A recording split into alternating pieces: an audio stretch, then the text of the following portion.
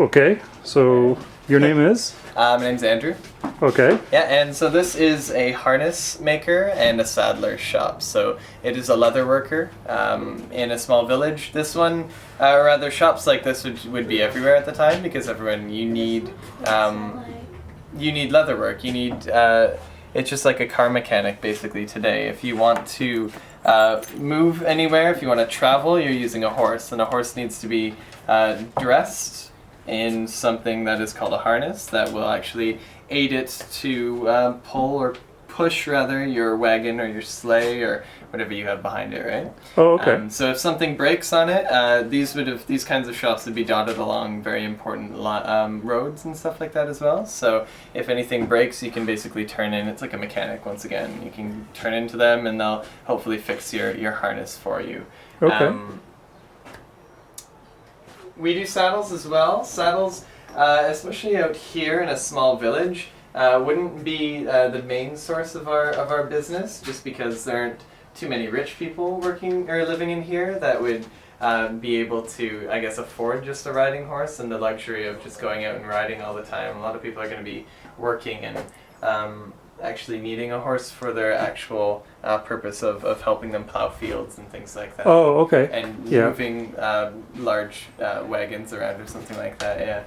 An interesting thing about the harnesses themselves are the bells. So every harness at the front of it, if you look at that anyways, so every harness would have bells on it. That was required by law. It's just like having a working car horn in your car today. Oh, so that people can hear you coming. Exactly, right? Okay. And so we've also got different grades of bells for the different kinds of things that you're going to be moving, right? So if you are just a one-horse sleigh or a one-horse buggy, you'll have smaller bells like this that make a kind of high-pitched sound.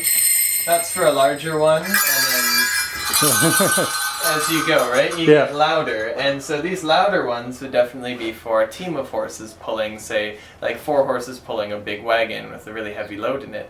So if you had that, and you were, say, driving down the road in this, and you heard these coming behind you, you would actually, required by law, to pull over to the side and give them the right of way, because it's easier to stop 1 horse than it is to stop 4, right? Oh, okay.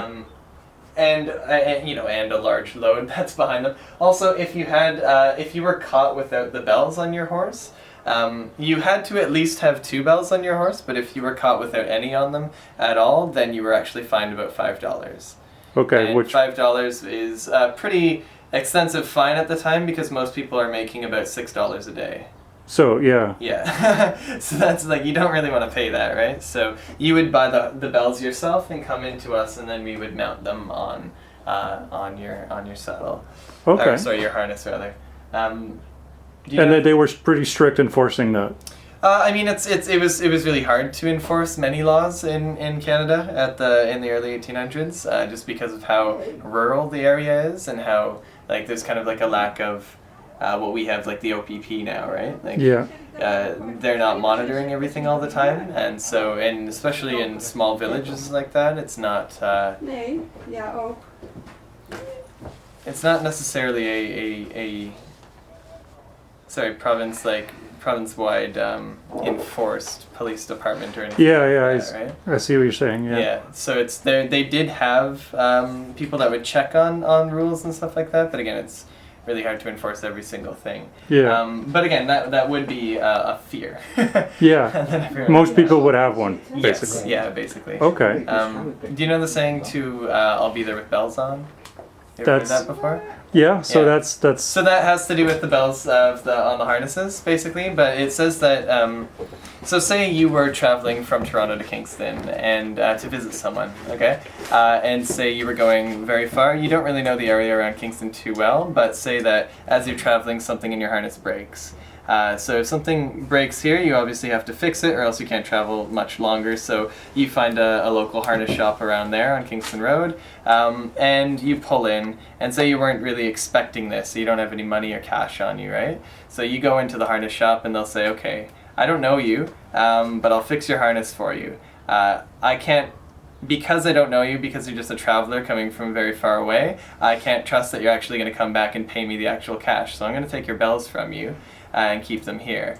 okay, as collateral, so that when you come back on your way home, you can either pick up your bells or face, this fine that you'll probably get, right? So the saying "to arrive with bells on" was actually meaning that, I'll be there with bells on, meaning hopefully I'll have a safe journey and not have to give my bells away to anyone. So if you arrived without your bells, yeah, that means that something wrong. Something went wrong, basically, yeah.